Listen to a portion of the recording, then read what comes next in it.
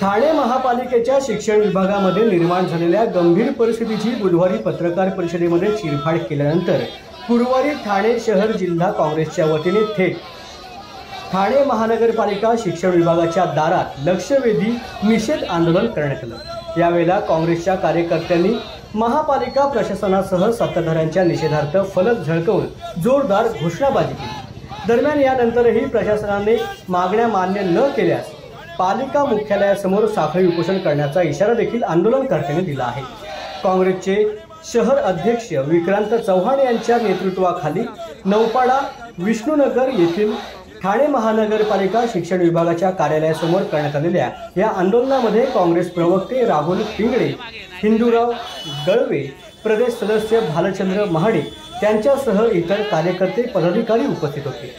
शालेय विद्यार्थ्यांच्या हक्काची होणारी पायमल्ली, शिक्षणाचा घसरलेला दर्जा, शाळेच्या इमारतींची दयनीय अवस्था यासह असंख्य प्रश्नांकडे काँग्रेसने या आंदोलनामधून लक्ष वेधले आहे। काही नाही सांगितलं आम्ही गणवेशापासून मंडळातले हे वंचित आहेत, विद्यार्थी वंचित आहेत, कर्मचाऱ्यांचे पगार दिले जात, कर्मचाऱ्यांना बढती दिली जात नाही, खाजगी शाळांमध्ये अंकुश ठेवण्यासाठी कर्मचारी वर्ग कमी पडतोय। या सगळ्या गोष्टी, हे सगळे मुद्दे घेऊन आम्ही या शिक्षण मंडळासमोर आंदोलनाला आलेलो आहोत। कोणकोणते विषय आहेत जे शिक्षण मंडळाकडून पूर्ण केले जात नाही?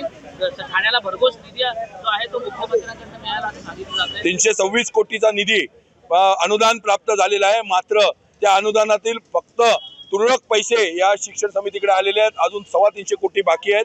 आमची मागणी आहे की 325 कोटीतले 100 कोटी तातडीने वर्ग करून या विद्यार्थ्यांना मिळणाऱ्या ज्या सुविधा आहेत, नागरी सुविधा ज्याच्यापासून ते वंचित आहेत, त्या सगळ्या सुविधा मिळाव्या। RTEचे पैसे सुद्धा जनतेला खाजगी शाळांना वर्ग करावे व खाजगी शाळा ह्या RTEच्या पैशाचा विनियोग करतो की नाही, विद्यार्थ्यांना सोयी पुरवतो की नाही, याच्यावरती खातरजमा स्वतः मुख्यमंत्री, उपमुख्यमंत्री आणि शिक्षण मंत्र्यांनी करावी आणि आयुक्तांनी करावी। अनेक ठिकाणी महानगरपालिका शाळा पटसंख्या कमी असल्याचे दाखवून बंद करण्यात येत आहेत आणि त्या शाळेमध्ये जे काही उर्वरित विद्यार्थ्यांना लांब लांब ढकललं जात आहे। या ठाणे महानगरपालिकेतल्या शाळा बंद करण्याचा एकच हेतू आहे की अडाणी आणि अंबानी यांना या शाळेच्या इमारती विकायच्या आणि या ठाण्याचं गुजरातीकरण करायचं, जे आम्ही होऊन देणार नाही।